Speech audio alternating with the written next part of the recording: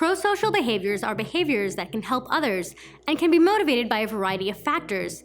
Theories that center on egoism suggest that people's behaviors are motivated by self-serving interests such as recognition, rewards, or pride.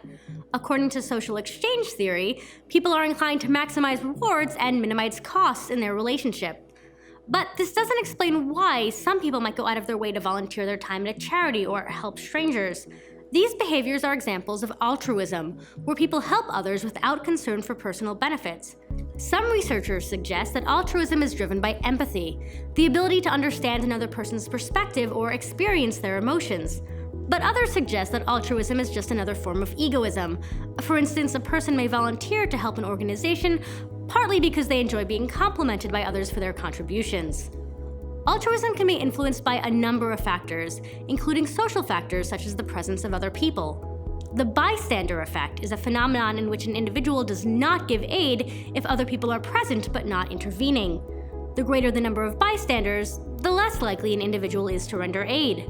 This is driven by the diffusion of responsibility, the tendency for people to take less responsibility for their individual behavior when others are present. The more bystanders there are, the less likely one is to help. It's also driven by conformity. If everyone else is passing by a man sprawled on the street, social referencing would lead a person to conclude that that man is drunk rather than ill. Who we form relationships with in the first place is also driven by social factors. For example, proximity is one of the primary drivers of who we form connections with. With proximity comes a sense of familiarity, a phenomenon called the mere exposure effect. The tendency for people to develop a preference for familiar people and things. So individuals are more likely to become friends with people they see regularly because they can get to know each other more easily, but also because familiarity breeds liking. This effect goes beyond social interactions. For example, if you've ever felt lukewarm when you heard a new song, but find that that song grows on you after you hear it a few times. And while we might believe that opposites attract, similarity actually plays a much stronger role in relationship formation. Individuals are much more likely to become close to people who share similar backgrounds, beliefs, and ways of life. Who we build relationships with is also driven by attraction.